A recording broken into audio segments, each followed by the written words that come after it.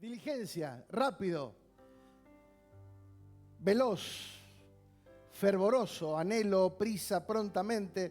Pero dijimos también que no es solamente hacerlo rápido, sino hacerlo bien. ¿Sí o no? Hacerlo rápido se puede hacer cosas rápidas, pero hacerlo bien es otra cosa. Buenas noches.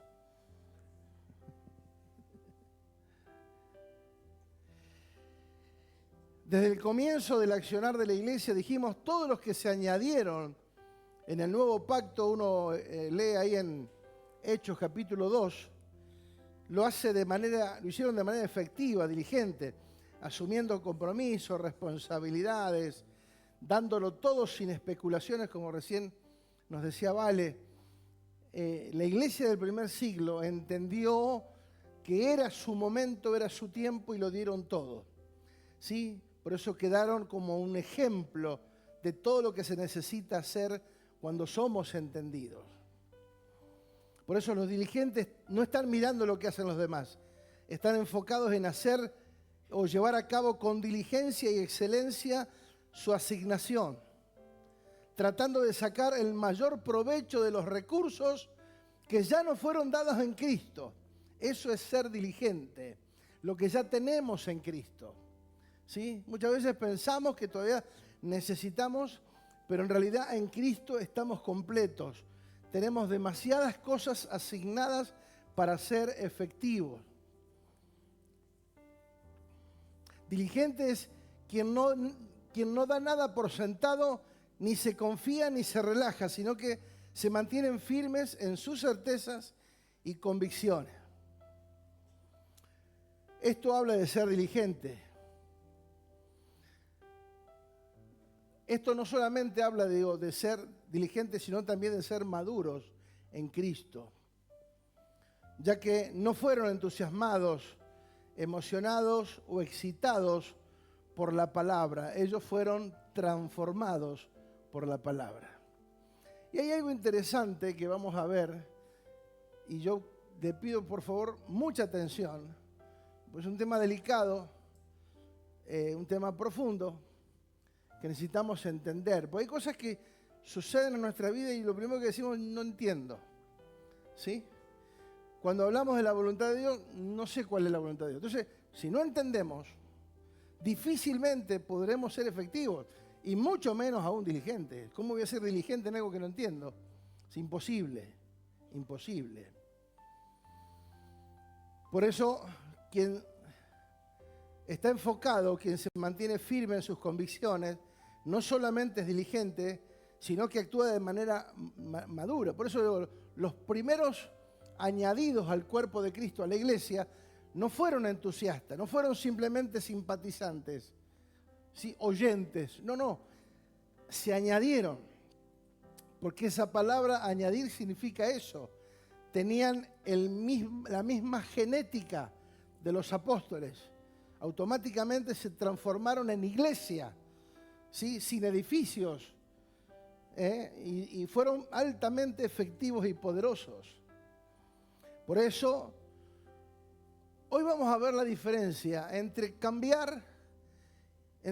cambio y ser transformado. Parece lo mismo, pero no lo es. Hay una enorme diferencia en esto y ahora lo vamos a profundizar, por favor. Por eso, la palabra cambio o cambiar ha estado presente en nuestro vocabulario por mucho tiempo, en el vocabulario evangélico, religioso, en el común denominador de la gente también, ¿sí? Muchas veces hemos aconsejado a alguien, tenés que cambiar. ¿Le dijiste eso alguna vez a alguien? Vos tenés que cambiar, ¿sí?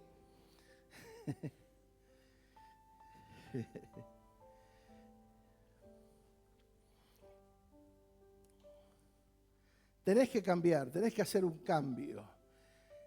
Y hay personas que se esfuerzan y hacen un cambio temporal muchas veces, pero el cambio no es un resultado permanente. El cambio está impulsado por el humanismo, por la naturaleza humana, por la racionalidad. En algunos funciona pero no son cambios, o sea, no tienen un sustento asegurado. Siempre se lucha porque ese cambio está sustentado por la voluntad humana, y la voluntad humana es débil. Nosotros humanamente somos débiles, ¿sí? Te prometo que mañana voy a ir y mañana no voy, ¿sí? Y muchas veces ni se nos mueve un pelo. Entonces los cambios, cuando uno dice cambiar, tenés que cambiar, estoy empezando a cambiar, sí, está bueno, son cambios que están ahí, pero no son cosas que realmente se profundizan en la vida. Son cambios que permanentemente uno tiene que estar atrás, porque en la primera de cambio, el que cambió para bien, después vuelve a cambiar para mal. ¿Sí? Porque el cambio es eso. Voy para allá, cambio, voy para allá. Eso es un cambio. Pero la Biblia no habla de cambio. Y eso es lo que me llamó la atención. La Biblia habla de transformar, de transformación. Y ahora vamos a verlo porque es interesante. Cuando hablamos de cambiar, fíjate lo que dice Romanos 1:25. Dice, ya que cambiaron la verdad de Dios por la mentira. ¿Qué cambiaron? La verdad de Dios por la mentira.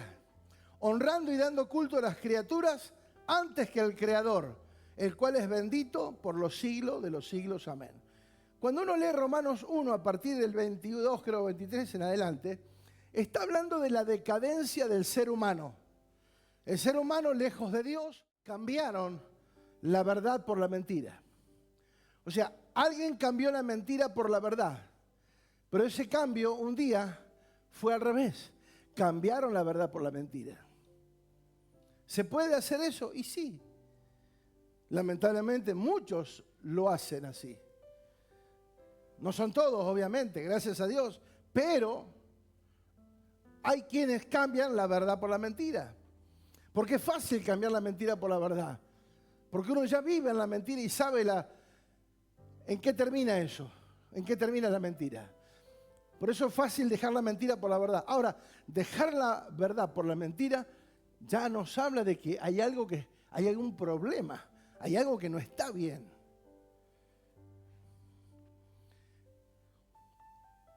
Habla en ese texto, pueden leerlo tranquilo después. Pueden leer todo el capítulo 1, donde Dios los entrega a una mente depravada, a una mente donde el hombre cae hasta lo más bajo. Nos habla de la decadencia, de los que deliberadamente, aún conociendo la verdad, la cambiaron por la mentira. No suena lógico esto, pero es verdad. Y pasa mucho o más seguido de lo que podemos pensar o suponer. Porque los cambios que brotan de la naturaleza humana, aún con las mejores intenciones, no son profundos, no son verdaderos, son externos, superficiales, no hay profundidad, porque solo es una cuestión de conceptos. Muy pocos textos hablan en la Biblia de cambio, solo hace alusión a cambios externos, modelos, costumbres, tradiciones, pero la palabra nos lleva más profundo. Aún en la Biblia nos habla de transformación y acá vamos a hacer la aclaración o la diferencia. Para eso tenemos que volver al texto que usamos siempre, Romanos 12:2, que dice, no os conforméis a este siglo, sino que transformaos. ¿Qué dice? Transfórmense, transformen por medio de la renovación de vuestro entendimiento, para que puedan comprobar cuál sea la buena voluntad de Dios, agradable y perfecta. Diga transformación. Muy bien. ¿Qué es transformación? Diga conmigo, metamorfosis. Eso es transformación. O sea, uno puede volverse de un cambio que hizo. Yo cambié, pero ahora vuelvo sobre mis pasos y ahora cambio para otro lado. ¿Eso lo puede hacer? ¿Sí o no? Sí. Y en muchos aspectos, en muchas áreas. ¿Sí? Esos cambios que hoy van y mañana no. ¿Sí? Una mariposa sufre una metamorfosis. Nace como un huevito, una larva, y después se transforma en mariposa. ¿Qué significa? Hubo una transformación. O sea, jamás la mariposa podrá volver a ser larva. Nunca más. La transformación es permanente y para siempre. ¿Vamos bien? Diga, la transformación es permanente y para siempre. ¡Wow! Y esto me llamó mucho la atención, porque claro, cuando uno ve demasiada inestabilidad, que hay entusiasmo, que después no lo hay, que hay ganas y después no lo hay, que hay fuerza y después no lo hay, que hay buenas actitudes y después no las hay. Entonces, hay algo que no está bien. ¿Es normal vivir así? En una constante sub y baja de las emociones. Hay algo que no está bien. Acá dice, la única forma de que ustedes puedan renovar, o sea, comprobar la buena voluntad es que se transformen por medio de la renovación. Diga renovación. Del entendimiento. Podemos cambiar de casa, podemos cambiar de barrio, podemos cambiar de ciudad, podemos cambiar de congregación, de pastores, de hermanos, de todo. Podemos cambiar de todo si queremos. Pero todos esos cambios siguen siendo externos. Todos podemos volver a cambiar y volver atrás. ¿O ha cambiado algún gusto personal? ¿A cuántos le gustaba algo y cambiaron, ahora no le gusta? Viste que en la pandemia pasó que el gusto, qué sé yo, que ahora gusto de aluminio, algunas cosas. A mí me pasó por lo menos. Hay gustos que ya no son los mismos. Por eso un cambio no representa algo permanente o profundo. Entonces, un cambio no está asociado con madurez si no hay transformación. Hay gente que está en la cárcel y manifiesta un cambio, pero sale en libertad y vuelve a cometer el mismo o un delito peor. ¿Han escuchado? Pero si en la cárcel había cambiado. Pero ese cambio duró, ¿qué? Nada. ¿Sí? Volvió otra vez porque no hubo ¿qué? Hubo cambio, pero no hubo ¿qué? Diga transformación. ¿Qué es transformación? Metamorfosis, un cambio de naturaleza. Es un cambio de naturaleza. El renacuajo, la rana, nacen como renacuajos, están en el agua, pero después se hacen terrestres. No, las comunes, estamos hablando de las ranas comunes. O sea, hay un cambio, no vuelven más atrás. Una transformación donde ya no se puede volver a hacer lo mismo que era antes. Hay un cambio. Por eso la palabra dice transformados, no dice cambien. Dice transfórmense, transfórmense. Tiene que haber una transformación. En esa transformación no hay vuelta atrás, no hay cambios. Uno se puede superar, entrenar, preparar, avanzar, pero ya sobre lo que fue transformado ya no hay vuelta atrás. Esa persona vuelve, crece, avanza y avanza y avanza. Uno busca en la Biblia los que realmente tuvieron un encuentro personal con Cristo, ¿sí? La mayoría fueron transformados, ¿sí? Los que realmente trascendieron fueron transformados. ¿Por qué? Porque la mayoría de ellos murieron como mártires. O sea que lo que creyeron, lo que abrazaron, fue para siempre. Morimos por esta causa, pero ya no hay retorno. Claro, lo que pasa es que nosotros tomamos una fe romántica, la fe que nos vendió la religión, la fe que nos soluciona los problemas, la fe, el Dios que viene para solucionarte la vida, los problemas. No. Él no es nuestro sirviente. Él vino para darnos vida, ¿sí? Y para que nosotros ahora le sirvamos. Pero cuando no hay una transformación, uno cuestiona el servicio. Porque ¿cómo yo serví? Claro, porque simplemente hubo un cambio, pero no hubo una transformación.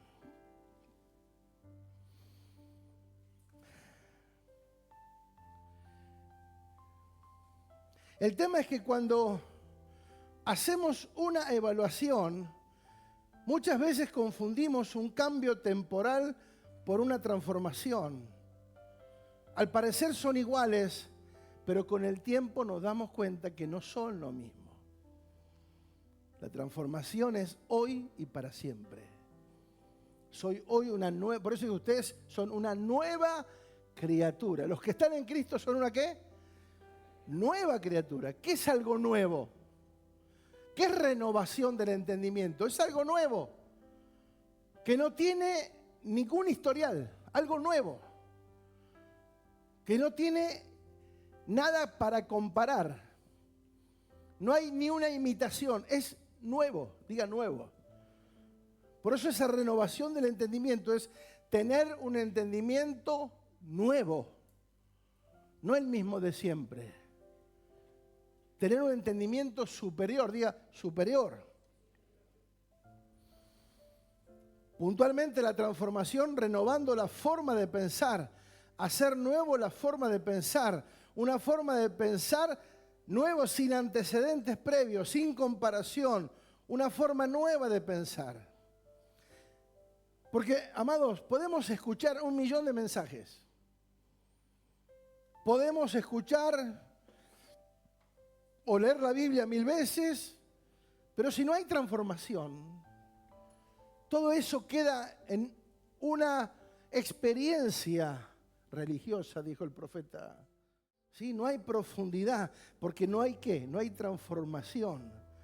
¿Cómo puede ser que escuchando tanta palabra sigamos pensando lo mismo? Sigamos actuando lo mismo, sigamos haciendo lo mismo. O sea, hay algo que no está bien. ¿La palabra es efectiva o no? ¿Qué creen ustedes?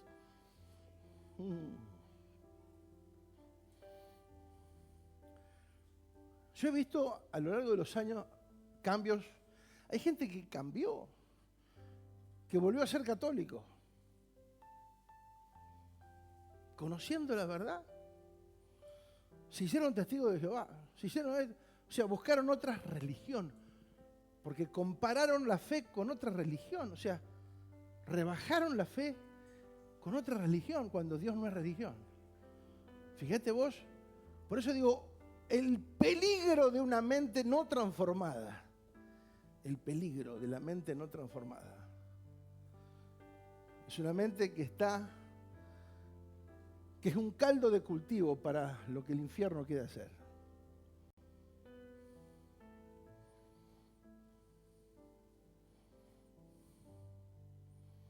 No hay forma de comprobar la buena voluntad de Dios sin una verdadera transformación. Por eso no entendemos la voluntad de Dios.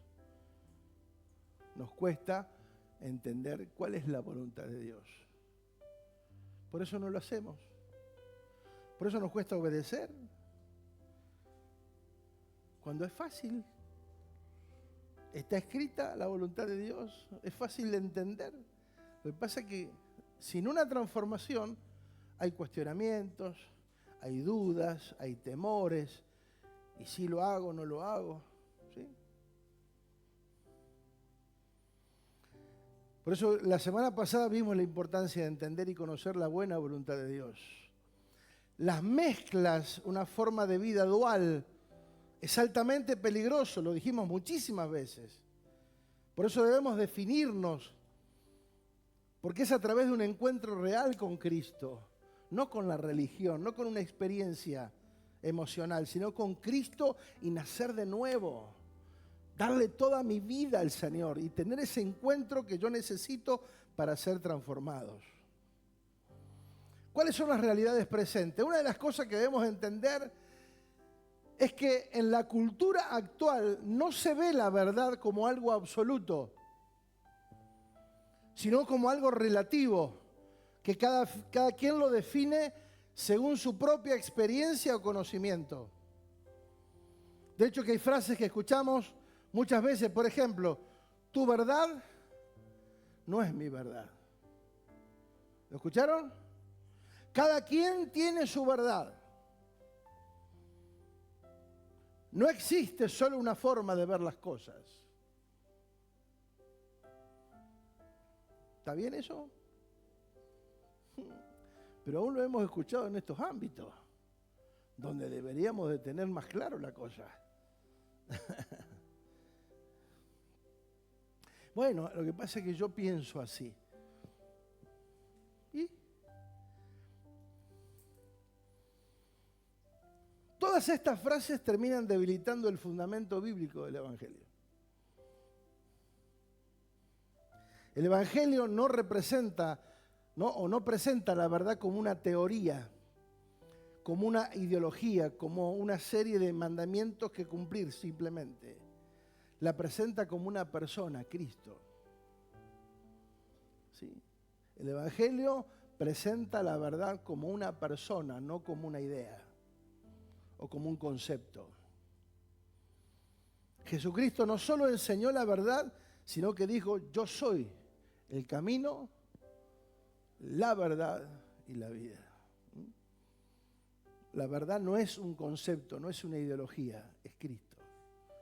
Y hasta que Cristo no se hace presente en una vida, no hay una definición firme, certera, precisa, efectiva. Esta afirmación no nos deja la opción de tratar de ver la verdad como un concepto, donde yo tengo una verdad y vos tenés la tuya. No. En Cristo hay una sola verdad. Y tenemos que ser conscientes y claros en cuál es la verdad. Cristo no compitió con otras ideas o con otras religiones. No es una opción más en el menú de las creencias. Él es la verdad. Justo me llegó un informe que no hice tiempo, que va a pasar para que lo escuchemos. Un informe donde dice claramente que la única religión o creencia efectiva en la tierra es la que está basada en la Biblia. ¿Sí? Principalmente en los creyentes, en los discípulos, en los hijos de Dios. Todas las demás creencias tienen falencias, mentiras, cosas que no son comprobables, mientras que la Biblia todo ya se ha comprobado. Hay existencia y veracidad de todo, de tiempos, de circunstancias, de personas. Han encontrado no solamente huesos, sino también casas, territorios, lugares. Otros autores que no son bíblicos han mencionado cosas que están en la Biblia, o sea que todo da como la única certeza. Lo único que es comprobable es lo que está en la Biblia. ¿Qué les parece? Entonces, ¿cómo podemos dejar esta verdad por una mentira? ¿Es lógico? ¿Está bien? No. Por eso, amados, tenemos que cuidarnos.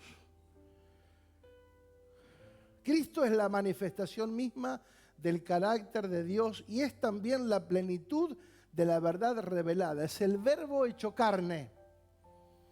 Por eso cualquier otra opción disfrazada de verdad que quiera excluir, distorsionar o reemplazar la verdad de Dios, en ella hay una sombra del legalismo, que nada tiene que ver con legalidad o con algo legal.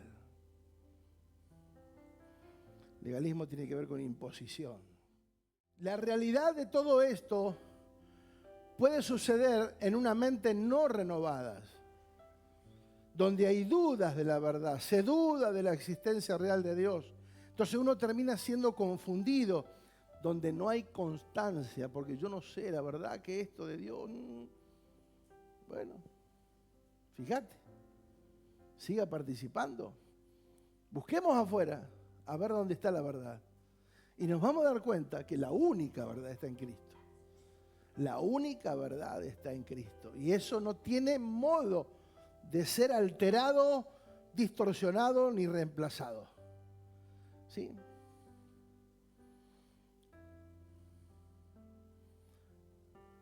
Dijimos no hace muchos días, el que es inconstante, el que duda es inconstante en todos sus caminos. La semana pasada dijimos hablar como sabios, no como necios. Es el tema de definir una postura y saber o cómo entender que nuestra mente es una mente transformada. ¿Les interesa saber esto? ¿Cómo reconocer una mente transformada? ¿Cómo pensar y tomar decisiones con una mente transformada? lo que voy a decir ahora no es nada nuevo. Todos permanentemente, todos diariamente y permanentemente tomamos decisiones. Desde que nos levantamos hasta que nos acostamos, tomamos decisiones. ¿Sí o no? Eso es algo normal. ¿Sí? Todos. Decidimos cosas cotidianas, desde las más simples hasta las cosas más trascendentes. ¿Sí? Desde una comida hasta casarnos. ¿Sí? O sea, decisiones superficiales y trascendentes y comprometidas. Hay decisiones que hacemos de manera automática. ¿Sí? Suena el despertador, ¡pah! Algo automático, ¿no? Lo hacemos de manera automática. ¿Sí? Sin pensar, sin reaccionar, y lo hacemos. Y hay otras que requieren de más profundidad, de más evaluación, ¿sí? Decisiones que nos llevan a tomar en más profundidad. Todas estas decisiones que nosotros tomamos a diario construyen nuestra vida. Construyen el rumbo de nuestra vida, la forma en que vivimos, la forma en que nos comportamos y los resultados que tenemos en nuestra vida. Por eso somos el resultado ¿de qué? De nuestras decisiones. El tema es que muchos tomamos decisiones sin una mente transformada. Y aunque seamos evangélicos y religiosos de 50 años dentro de un salón, si no tengo una mente renovada, estoy en peligro. Es una mente dominada por emociones, por experiencias pasadas o por presiones externas. Una vez más, una mente dominada por emociones, por experiencias pasadas o por presiones externas. El libro de Santiago, que lo vamos a ver en un ratito, tiene un filtro que nos ayuda a discernir si lo que elegimos, si la decisión que tomamos es en base a la sabiduría que viene de lo alto o la sabiduría que es, dice ahí, ahora lo vamos a leer, terrenal, animal, diabólica. ¿Cómo dice?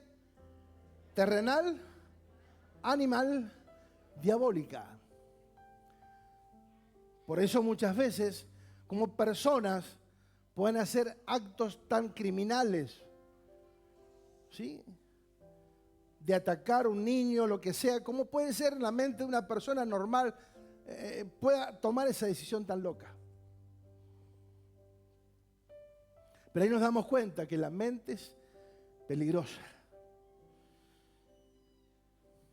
La sabiduría que viene de lo alto no se mide por cuán lógica parece una decisión, sino por el tipo de frutos que produce. Y acá hago un paréntesis para enseñar algo que, aunque ya lo dijimos muchas veces, nosotros como pastores o apóstoles estamos para enseñar, para direccionar, ¿sí? Tratamos de cada domingo que sean palabras que sirvan para nuestra vida diaria, ¿sí? Podemos enseñar, aconsejar, acompañar en el crecimiento de la fe, pero siempre la decisión final va a ser de ustedes. Nadie puede decidir por mí ni por vos. La decisión siempre es personal, siempre va a ser personal. Está bueno que muchas veces nos consultan y uno les da un parecer, pero no significa que ese parecer sea el correcto, porque hay veces que tenemos que decidir nosotros. ¿Se entiende o no? Entonces es importante entender eso. Cada uno al final, cada uno decide, porque es ahí donde nos hacemos cargo de nuestra vida. Hay un informe de un premio Nobel en psicología, Daniel Kahneman. No pregunten si lo dije bien o mal, ya está, no lo voy a volver a decir. Escribió un libro llamado Pensar rápido, pensar despacio.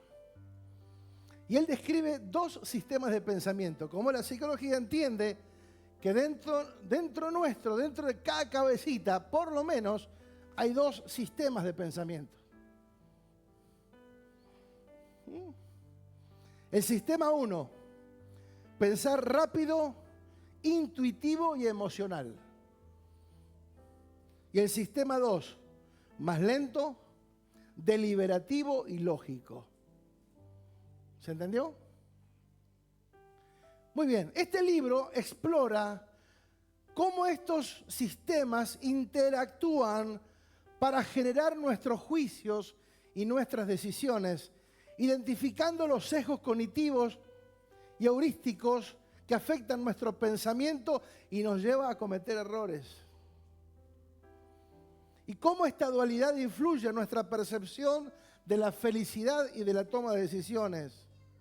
Ahora, lo que este hombre escribió hace muchos años, porque fue en el 2000 y pico, ¿sí?, no es diferente a lo que dice la Biblia. En realidad este hombre, con toda su sabiduría y sapiencia, está exponiendo una realidad que la Biblia lo aclara mucho mejor todavía. Porque habla de la mente natural y de la mente del espíritu, que también suelen habitar en la misma persona. Sí, podemos estar lidiando con estas dos situaciones en nuestra vida. Entonces, más allá de lo que nos dice la palabra de Dios, es que si tenemos la mente de Cristo, que ya la tenemos, la Biblia dice que nosotros tenemos la mente de Cristo, y esto es verdad y real, pero eso solamente será efectiva si hay en nuestra vida una transformación. Si no, aunque tenga la mente de Cristo legalmente ya dada, no la podré ejecutar desde ese plano si no en mi vida no hay una transformación. Para eso vamos a Santiago, capítulo 3, verso 13, dice: ¿sabiduría terrenal o sabiduría de lo alto? Dice: ¿quién es sabio y entendido entre vosotros? Muestre. El sabio y entendido, ¿qué tiene que hacer? Mostrar. De ahí que mostrar. Por la buena conducta, sus obras en sabia mansedumbre. Pero si tienen celos amargos, si tienen contención, ¿qué es contención? División. En vuestro corazón, o sea, división en el corazón.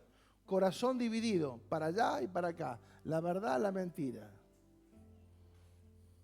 No os jactéis ni mintáis contra la verdad, porque esta sabiduría no es la que desciende de lo alto, sino es terrenal, animal y diabólica. Está escrito ya en la Biblia eso. Porque donde hay celos y contención, o sea, división, hay perturbación. ¿Qué es perturbación? Confusión, desorden. Dice, y toda obra perversa. ¿Esto dónde sucede? En la mente que es terrenal, animal, diabólica, o sea, una mente natural, la mente de la vieja naturaleza, la mente adámica, sin Cristo. ¿Se entiende? Entonces, entender cómo funcionamos, qué pasa dentro de nosotros cuando decidimos o tomamos decisiones, porque hay veces que decidimos bien y otras mal, ¿verdad? Por eso se muestra el primer sistema que al decidir de esta manera rápida, ¿sí?, podemos tener problemas porque nos enojamos apresuradamente, decimos palabras que no tenemos que decir, pensamos cosas que no tenemos que pensar. ¿Por qué? Porque actuamos ¿de qué manera? Rápida, intuitivo y emocional. Ahí vienen los arranques de ira que rompo todo.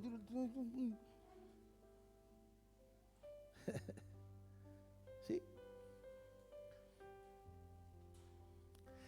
Y si no, usamos el pensamiento de sistemas 2, que puede ser más claro y más profundo, ¿sí?, que te hace más relajado, donde pensamos lógicamente, deliberamos, somos más lentos a tomar decisiones, no somos tan apresurados.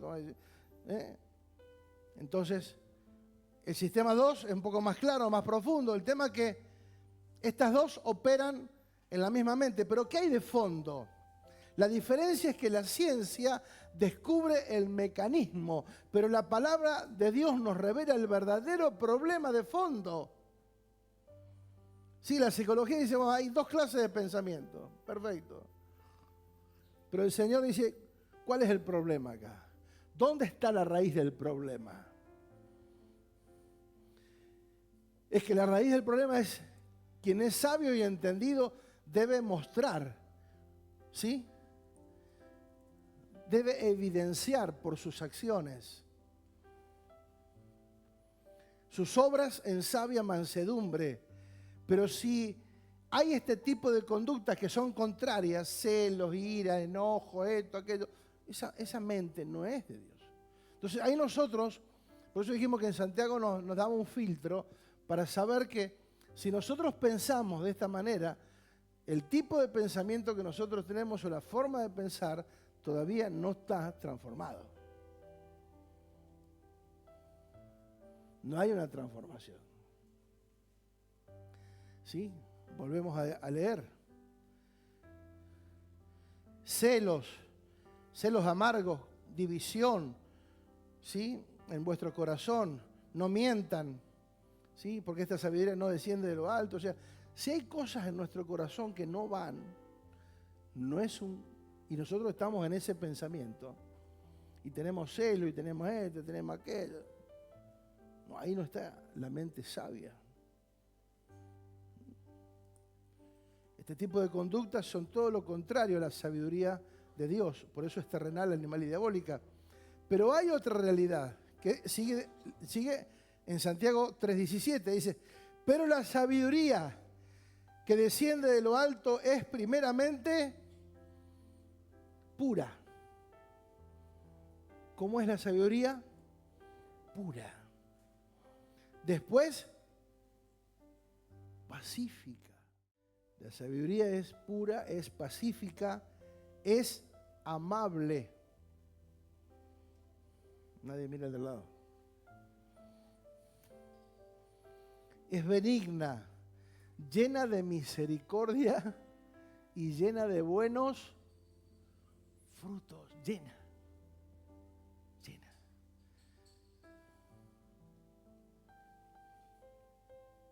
Dice, sin incertidumbre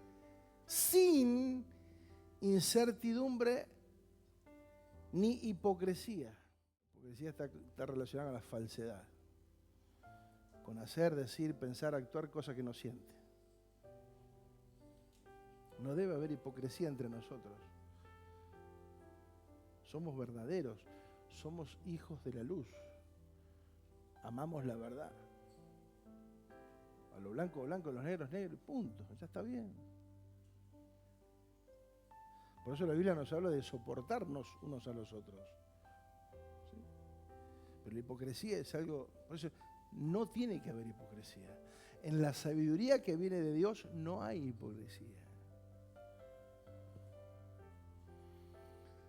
Dice, y el fruto de justicia se siembra en paz para aquellos que hacen la paz. Acá aparece la gran diferencia, la sabiduría que es de lo alto. Dice que es llena de buenos frutos a diferencia de las obras. Porque las obras las producen ¿quiénes? Los que quieren cambiar, hacen obras para mostrar que cambiaron. Pero cuando hablamos de fruto, el fruto es resultado de una naturaleza. ¿Sí? Un árbol no tiene que pensar en dar frutos. ¿Sí? Un naranjo no tiene que pensar, uy, tengo que dar naranja. No es si me confundo y saco mandarina acá. No. No. Hay una naturaleza dentro de esa semilla que le da la naturaleza de lo que es el árbol. Y el fruto es el resultado de algo, de un proceso natural. No de algo que se tiene que poner a pensar. No, me tengo que forzar en dar naranja. No. Es el fruto. Por eso la sabiduría que viene de lo alto produce a nosotros ¿qué? Frutos. Lleno de frutos, de misericordia y de buenos frutos. Sin incertidumbre ni hipocresía. Dice, y el fruto de justicia se siembra en paz para aquellos que hacen la paz. Las obras las realizan los que cambian, pero los frutos son los que fueron transformados, porque es por naturaleza.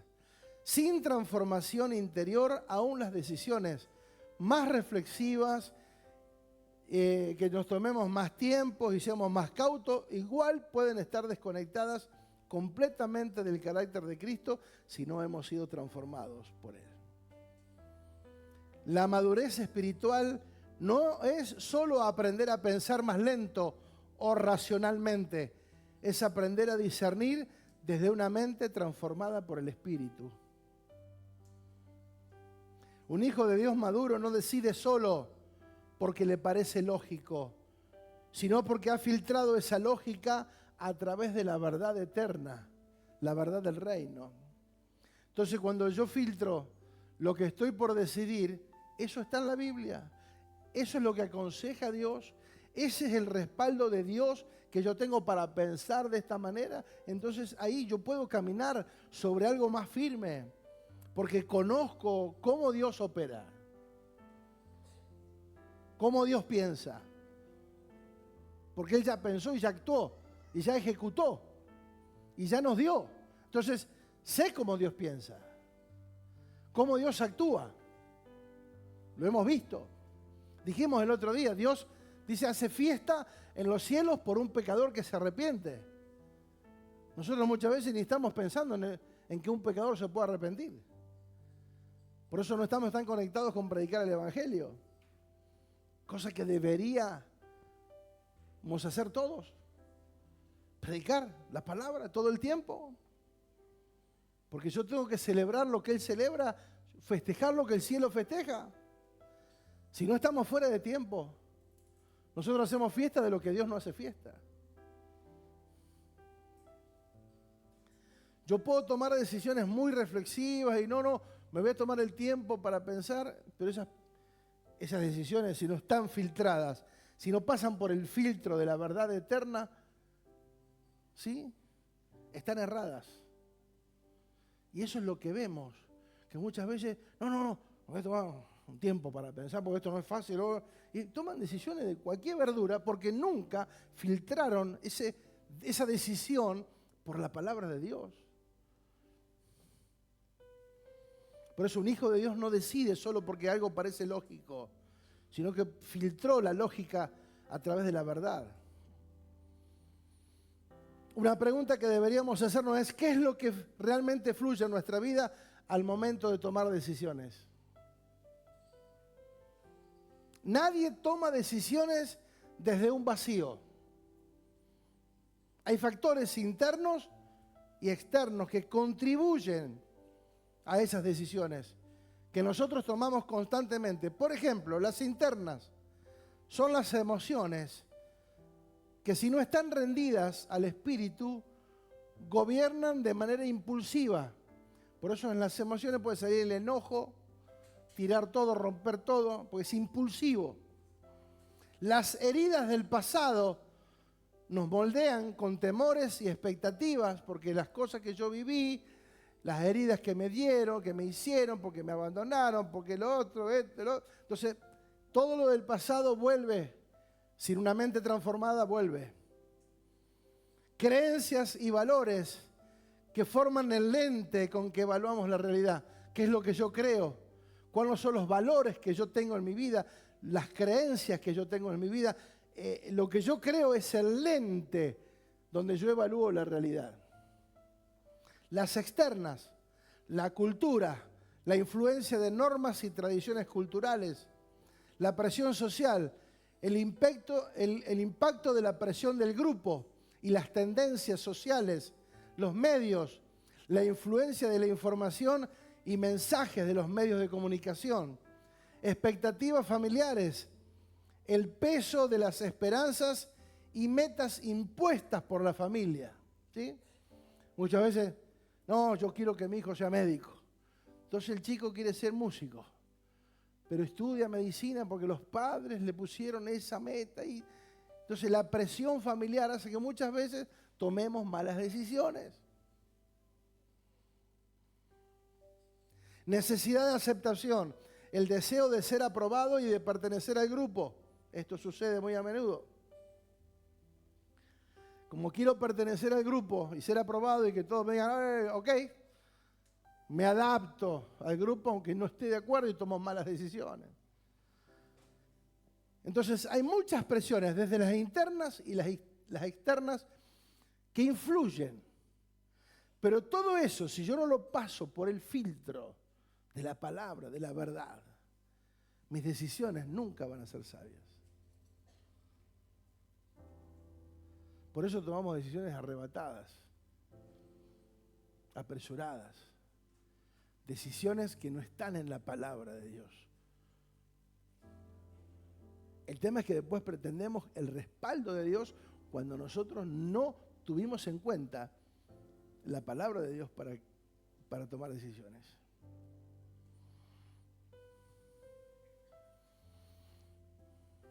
Todas las influencias, tanto internas como externas, influyen a diario en nuestras decisiones. Por eso dice Romanos que no debemos conformarnos al sistema, porque el sistema forma manera de pensar. El sistema nos formatea para que pensemos de acuerdo a lo que el sistema quiere que pensemos. Pero nada de eso tiene que ver con la sabiduría que viene de lo alto. Muchas veces pensamos que las decisiones solo es evaluar el pro y las contras, pero la Escritura revela algo mucho más profundo. Y es que la forma en que nosotros decidimos directamente tiene que estar relacionado con la mente que nos gobierna.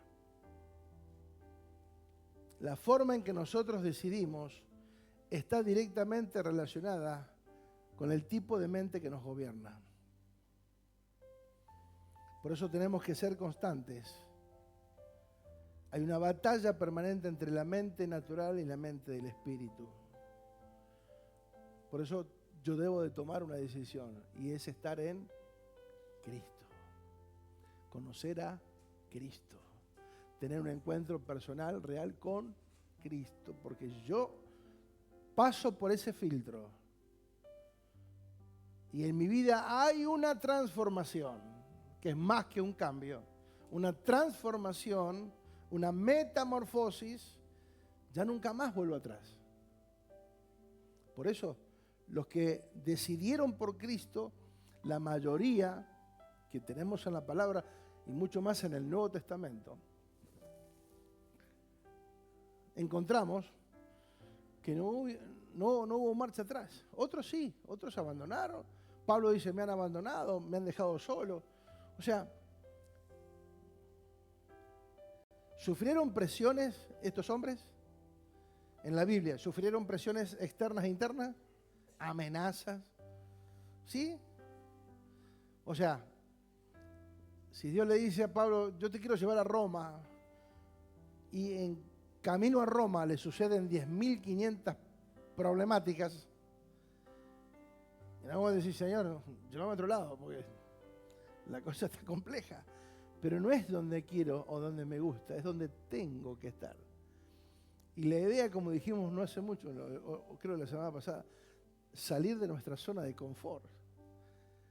Porque si vamos a servir a Dios, no es que nos vaya bien solamente, es que me va a ir bien si yo hago lo que a Dios le agrada. Es una consecuencia. Porque todo lo que Dios preparó es un beneficio para el ser humano, pero el ser humano le da la espalda a Dios. Y si le damos la espalda a Dios, difícilmente nos vaya bien. Por más que me congregue.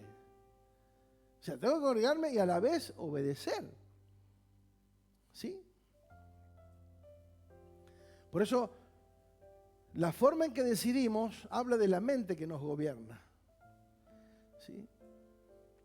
Primera de Corintios 2:14 dice, pero el hombre natural no percibe las cosas que son del Espíritu de Dios. Para él son locura y no las puede entender, porque se han de discernir espiritualmente. ¡Wow! El hombre natural no percibe las cosas que son del Espíritu. La mente natural pertenece a la vieja naturaleza adámica. La mente natural está limitada a lo que ve, a lo que siente o a lo que calcula. La mente natural es una mente dominada por el ego, por temores heredados, por impulsos de la vieja criatura. Esa mente reacciona rápido, se ofende con facilidad, busca validación, también se mueve por conveniencia. Es como andar en piloto automático que al parecer tomamos buenas decisiones, pero que están completamente desconectadas del carácter de Cristo. Amados, si antes de conocer a Dios tomamos malas decisiones, ¿cómo puede ser que ahora, estando en Cristo, sigamos tomando malas decisiones? O sea, hay algo que no está bien. Hay algo que naturalmente y lógicamente no está bien. Si fuimos llenos de la sabiduría de Dios, si el Señor nos ha dado sabiduría para discernir, para entender, nos ha dado la palabra para que entendamos lo que es bueno, lo que Dios quiere, lo que va a prosperar, lo que va a funcionar, lo que Dios respalda, y nosotros hacemos lo contrario. Entonces, ¿tiene lógica eso? No. Si antes de conocer a Dios vivíamos mal, tomábamos malas decisiones, ¿o no?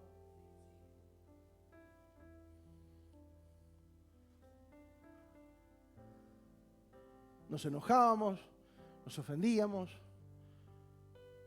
nos peleábamos.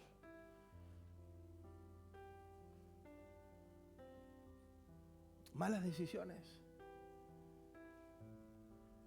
¿Cómo vivíamos antes? Amargados. Una mente frustrada. ¿Por qué? Porque todo el tiempo estamos en esa situación. Que tomamos decisiones por una reacción, no por una elección certera, por la palabra. ¿Sí? Por eso yo no, pero a mí me cuesta perdonar. Y claro, porque no sujetas tus sentimientos a la palabra. Porque la palabra te dice que perdonar no es un sentimiento, es obediencia. Punto. Se perdona. Amar no es un sentimiento. Tema que nosotros hemos romantizado toda la Biblia. Si Dios nos hubiera amado de esa manera, en la que el ser humano cree que es amar, ¿se imagina? ¿Hubiera ido a la cruz? No, jamás hubiese ni pasado por ahí. Sin embargo, fue porque nos amó. Y el amor son obras, son hechos, son acciones, no palabras bonitas. El hombre natural no puede percibir las cosas que son del Espíritu. Para él son locura.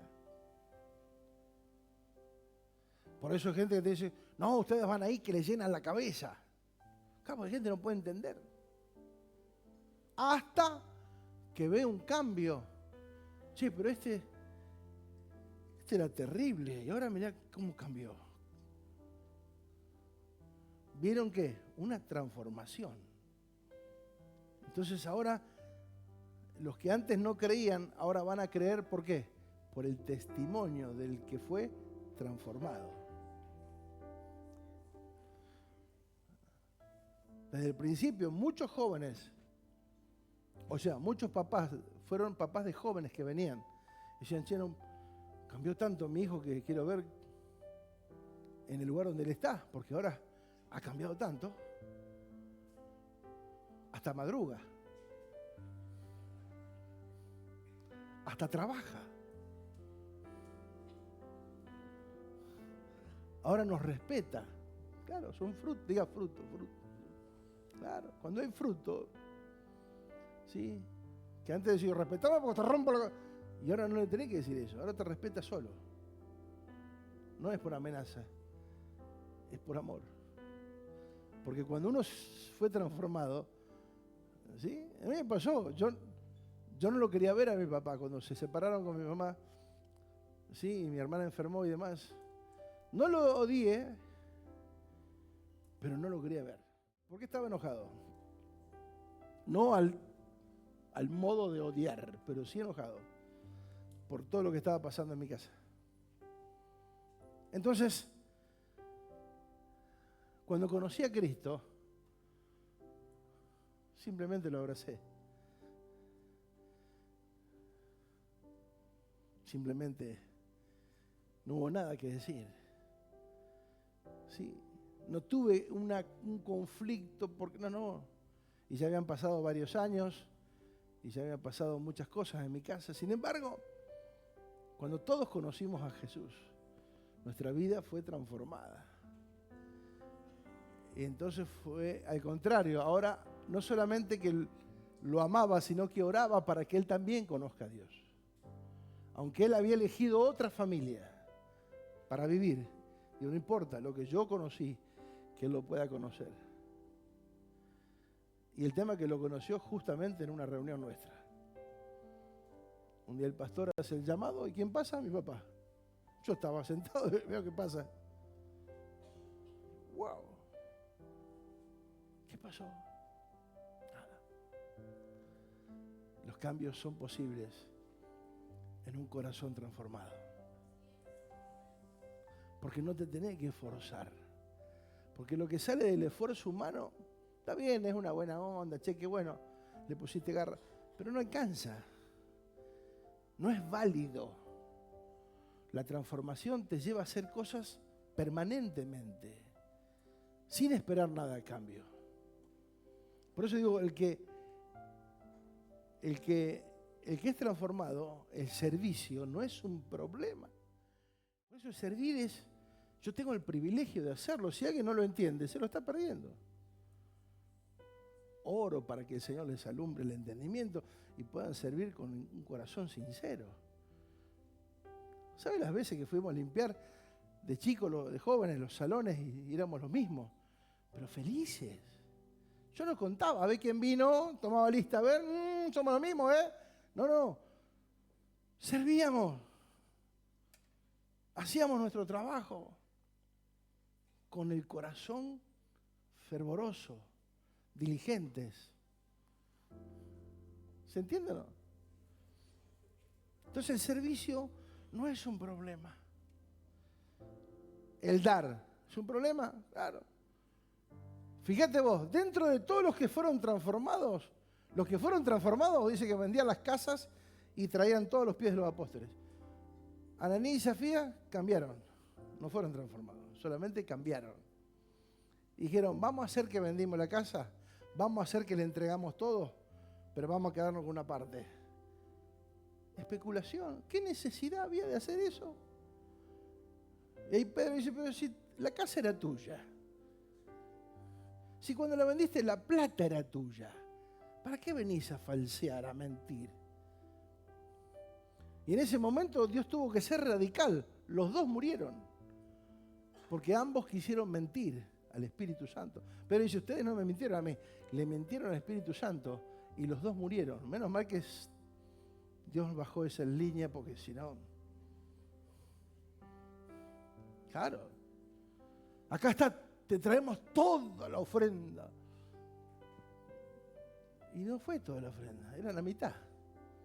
Si era tuya la casa, la plata era tuya, ¿por qué venías a mentir? Es que en una mente natural que hay hipocresía. ¿Queremos vivir de qué? De apariencia. Mirá qué generoso que es. Mentira. Y así podemos enumerar todo lo que es servicio, lo que es entrega, lo que es pasión. Porque todo lo que nace de una mente no transformada no produce frutos verdaderos. Produce obras que son momentáneas. Pero los frutos, dice, el que piensa con la mente del Espíritu, ¿sí? El que toma decisiones desde el Espíritu, toma buenas decisiones.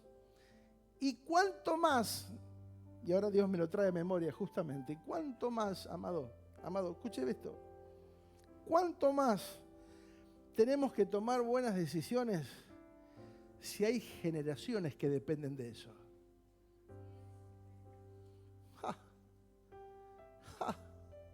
Justo me lo trae el Señor en la mente.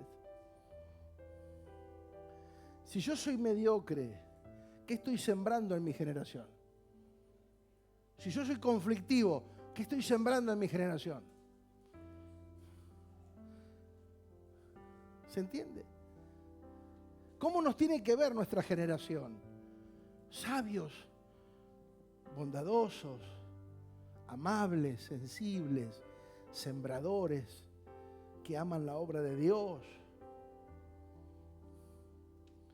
Por eso digo, todo lo que hacemos, todas las decisiones que tomamos, hay decisiones que van a afectar a tus generaciones. Cuidado las decisiones que tomás, porque hay decisiones que parecen inocentes, que parecen insignificantes, que no pasa nada, pero estás marcando un hito, un antecedente para tus próximas generaciones. Seamos sabios. Es preferible tomar una decisión donde yo me incomode hoy, pero mañana disfrute. Y no donde hoy yo quiera estar cómodo y mañana voy a estar llorando por las decisiones de mis generaciones. Amados, hay que no pagar un precio, pues ya lo pagó Cristo el precio, pero hay que tomar decisiones que nos van a costar incomodidad, que nos van a sacar de la zona de confort. ¿Sí? Hay cosas que tenemos que hacer, pero por el Espíritu, amados, no porque alguien te lo diga. O sea, eso se tiene que terminar. El servicio o lo que hagamos para Cristo tiene que ser porque brota de un corazón entendido, de alguien que fue transformado. Entonces los que son transformados se suman, trabajan, invierten, hacen todo porque saben que son parte, que esto es mío, que yo soy parte, esto es mío. Yo no veo ustedes y yo, no, esto es mío. Y no porque soy el pastor. Somos familia, somos cuerpo. Es como los que se suben al barco. En el barco se suben los que trabajan y los turistas. El turista no tiene ningún compromiso con el barco. El turista va a disfrutar, nada más. Para eso pagó y está bien. Pero están los que trabajan, los que se esfuerzan para hacer que los demás disfruten. Son los que duermen poco. Son los que se incomodan para servir al resto. Pero están los polizontes, que ni son empleados ni son turistas, que quieren disfrutar de los mismos derechos, de las mismas. Son ilegales. Y eso es peligroso. Nosotros tenemos que ser hijos legales. Que estamos acá porque Dios nos dio un lugar, no porque yo me lo merezco. Es gracia sobre gracia. No es porque yo soy mejor que nadie, no. Dios tuvo misericordia.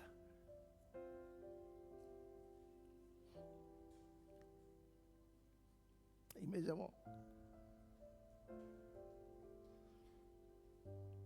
Por eso siempre estuve agradecido. Porque nunca me consideré apto. Y muchas veces me pregunté, Señor, ¿por qué? Si vos sabés los defectos que tengo. Pero dice, no sos vos, soy yo. Lo que yo quiero hacer en tu vida. Yo te voy a usar.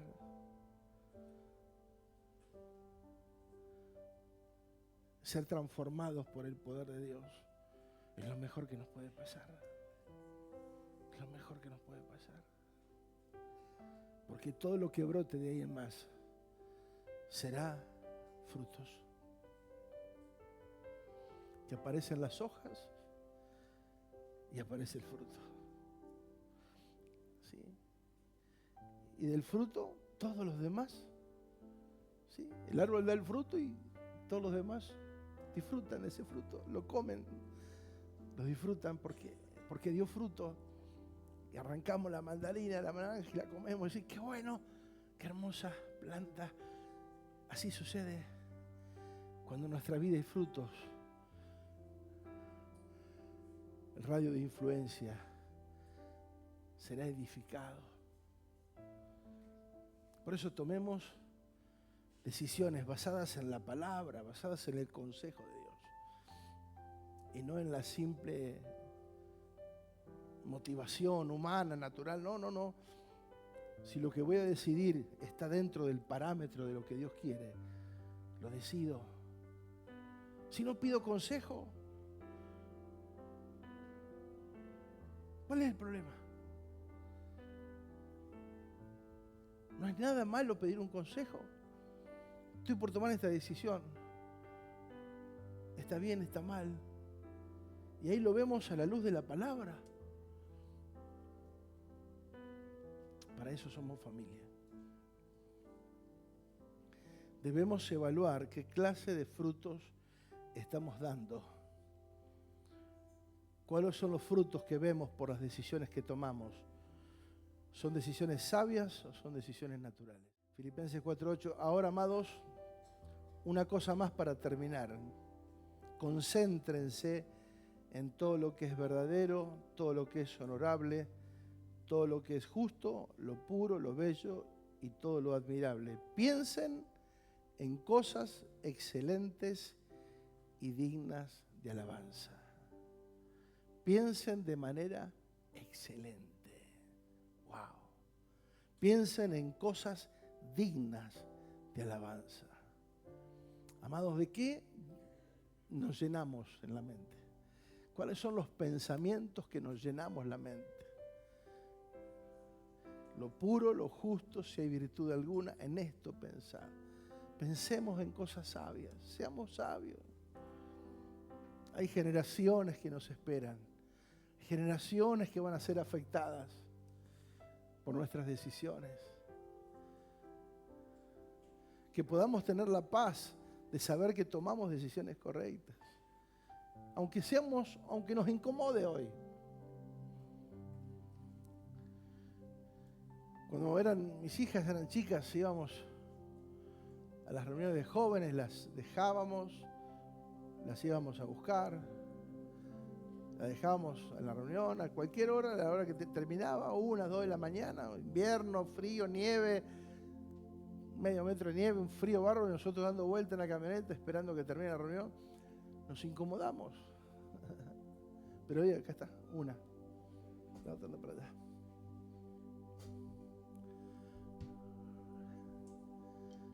Sí.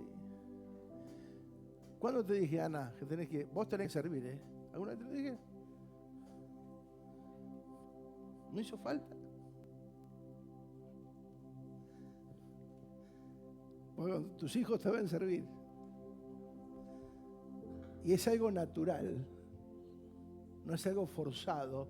No es algo que, me lo impusieron y lo hago protestando, quejándome. No sirve, no lo hagas. No hagas.